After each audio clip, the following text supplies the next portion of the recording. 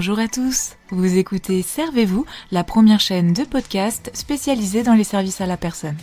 Ce podcast vous est proposé par Aladom, site de mise en relation dans le secteur des services de proximité entre particuliers et professionnels. Retrouvez-nous un mercredi sur deux pour de nouveaux épisodes liés au secteur, que ce soit des actualités, des témoignages d'entreprises ou encore des décryptages de thématiques. Aujourd'hui, nous allons aborder un sujet d'une importance cruciale, l'emploi des seniors. Avec le report progressif de l'âge de départ à la retraite à 64 ans, il est essentiel de réfléchir à la manière dont nous pouvons intégrer et valoriser les travailleurs seniors dans le monde professionnel. Mais alors pourquoi cette thématique est-elle si urgente ? Quels défis devons-nous surmonter pour favoriser l'intégration des seniors dans le milieu professionnel ? Aujourd'hui, nous allons explorer ces questions et découvrir des solutions possibles. Commençons par examiner la perception des seniors au travail. Selon une étude d'Indeed réalisée en 2022, l'âge moyen à partir duquel une personne est considérée comme senior est de 54 ans. Fait intéressant, 81% des salariés estiment que 45 à 50 ans est un âge encore plus jeune pour être qualifié de senior. Malgré cela, il existe une perception parfois déformée où beaucoup ressentent déjà la pression de l'âge au travail. Il est également crucial de mentionner que 68% des dirigeants et 80% des salariés estiment que les plus de 45 ans ne sont pas assez valorisés dans le monde professionnel. Cela soulève des questions sur le traitement réservé aux travailleurs seniors et sur la nécessité d'un changement de mentalité dans les entreprises. Pour commencer, examinons les nombreux atouts que les seniors apportent au marché du travail. Les entreprises se rendent compte qu'elles ne devraient pas sous-estimer l'expérience et la sagesse de ces travailleurs. En effet, 52% des employeurs interrogés affirment que les seniors possèdent une connaissance approfondie de leur secteur, leur permettant d'apporter des solutions pragmatiques et efficaces aux défis auxquels les entreprises font face. En outre, les seniors excellent souvent dans les compétences interpersonnelles. Grâce à leur parcours, ils savent comment travailler en équipe, gérer les conflits de manière constructive et communiquer efficacement avec leurs collègues. De plus, 86% des salariés aiment travailler avec des seniors. D'ailleurs, les salariés français préfèrent travailler avec les 50-60 ans plutôt qu'avec les moins de 30 ans. De plus, les seniors jouent un rôle essentiel dans la transmission des savoirs. Leur expérience leur permet de devenir des mentors, formant et guidant les jeunes recrues. La majorité des seniors sont prêts à partager leurs compétences avec leurs collègues plus jeunes, contribuant ainsi à la création d'un environnement d'apprentissage mutuel. Il est également important de noter que de nombreux seniors montrent un grand désir d'apprendre et de se former.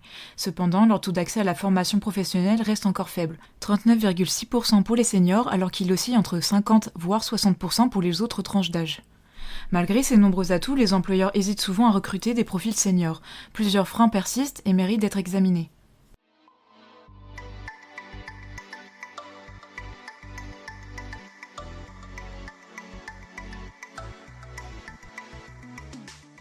D'après l'étude, les inquiétudes concernant la santé des travailleurs seniors représentent le frein le plus important. Beaucoup d'employeurs craignent que ces employés soient plus susceptibles de tomber malades ou de montrer des signes de fatigue, impactant ainsi la productivité de l'entreprise. 46% des dirigeants affirment que la santé des seniors est un facteur déterminant dans leur décision d'embauche. Il existe aussi de nombreux préjugés liés à l'âge. 38% des dirigeants croient à tort que les seniors sont moins dynamiques ou moins capables de s'adapter aux nouvelles technologies. Ces stéréotypes sont non seulement erronés, mais ils nuisent également à la diversité et à l'inclusion au sein des équipes.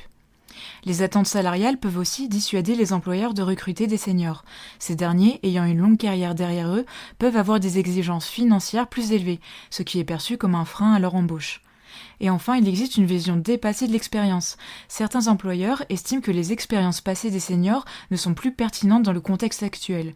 Cela met en lumière un manque de compréhension des compétences et des connaissances que ces travailleurs peuvent apporter. Il est donc crucial d'identifier des solutions pour surmonter ces freins et favoriser l'emploi des seniors. Voici plusieurs actions possibles pour favoriser leur embauche. Une des premières mesures que les entreprises peuvent envisager est l'aménagement des fins de carrière. Proposer des temps partiels ou des semaines de travail réduites peut permettre aux seniors de rester engagés tout en tenant compte de leurs besoins en matière de flexibilité. Environ 60% des seniors sont favorables à ces aménagements. Les employeurs devraient également porter une attention particulière à l'adaptation des conditions de travail. Cela pourrait passer par le télétravail, la limitation du travail de nuit et l'amélioration de l'ergonomie des postes de travail. En investissant dans des environnements de travail adaptés, les entreprises peuvent contribuer au bien-être des employés seniors. Un autre levier essentiel est la promotion de la mobilité vers des postes moins pénibles. En encourageant des bilans de compétences, les entreprises peuvent permettre aux seniors de se réorienter vers des postes moins exigeants physiquement, tout en mettant à profit leur expérience. Des opportunités de formation vers des rôles de mentorat ou de formation pourraient également être envisagées. Les employeurs peuvent également bénéficier d'aides financières pour l'embauche des seniors, comme l'aide de 2 000 € pour les demandes d'emploi des plus de 45 ans.